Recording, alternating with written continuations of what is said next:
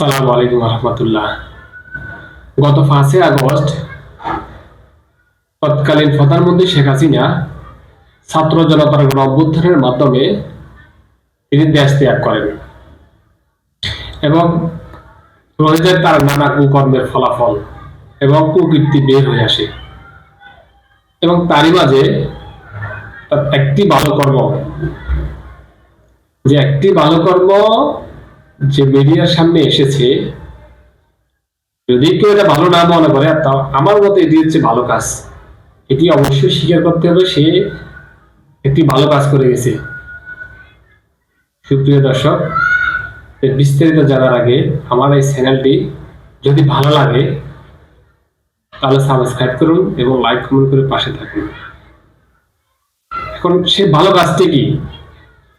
ভালো কাজটি হচ্ছে 2010 সালে 25 মার্চ তৎকালীন প্রধানমন্ত্রী শেখ হাসিনা যে আন্তর্জাতিক অপরাধ ট্রাইব্যুনাল গঠন করেছে।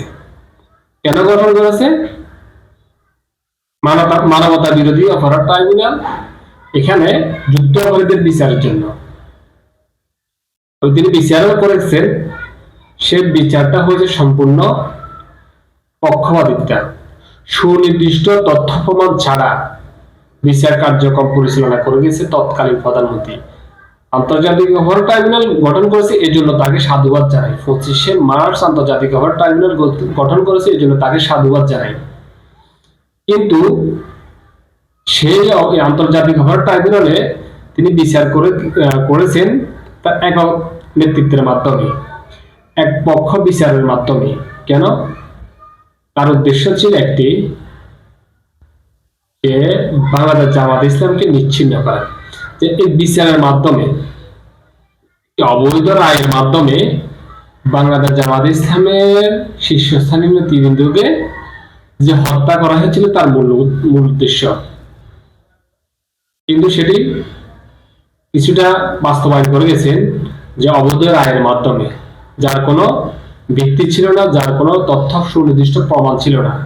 যে একক মাধ্যমে যে বাংলাদেশ জামাত ইসলামের 5 জন শীর্ষস্থানীয় নেতৃবৃন্দকে তিনি যে ফাঁসি দিয়েছেন, তার মধ্যে হচ্ছে প্রথম হচ্ছে বাংলাদেশ জামাত ইসলামের সহকারী সেক্রেটারি জেনারেল আব্দুল কাদের মোল্লা, যে মোহাম্মদ কামরুজ্জামান, সেক্রেটারি জেনারেল আলী হাসান, মোহাম্মদ মুজাহিদ, মাওলানা মতিউর রহমান নিজামী সহ সর্বশেষ যে নির্বাহী পরিষদের সদস্য মীর কাসিম আলী। মোট 5 জনকে তিনি কোন সুনির্দিষ্ট তথ্য প্রমাণ পেয়েছে তার প্রক্রিয়ায়, তিনি তার যে মন গড়া তথ্য প্রমাণ তৈরি করে যে বিচার কার্যক্রম পরিচালনা করে যে এর রায়গুলা দিয়েছে। কিন্তু আজ 2024 সাল, এই জন্য সাধুবাদ জানাই যে 2010 সালে 25 মার্চ তিনি আন্তর্জাতিক অপরাধ ট্রাইব্যুনাল গঠন করে গিয়েছে। আজ 2024 সালে সে আন্তর্জাতিক অপরাধ ট্রাইব্যুনালে যে গণহত্যার দায়ে তাদেরকে দাঁড়াতে হবে। যে গত 25 জুলাই আগস্টে যে গণহত্যা কার্যক্রম চালিয়েছে, যে হাজার হাজার মানুষ আহত হয়েছে এবং শত শত মানুষ নিহত হয়েছে, সে দায়ে আন্তর্জাতিক অপরাধ ট্রাইব্যুনাল পুনরায় একেবারে সাজিয়ে গুজিয়ে একটু আপডেটের মাধ্যমে যে উত্থাপন করে কার্যক্রম পরিচালনা শুরু হয়েছে।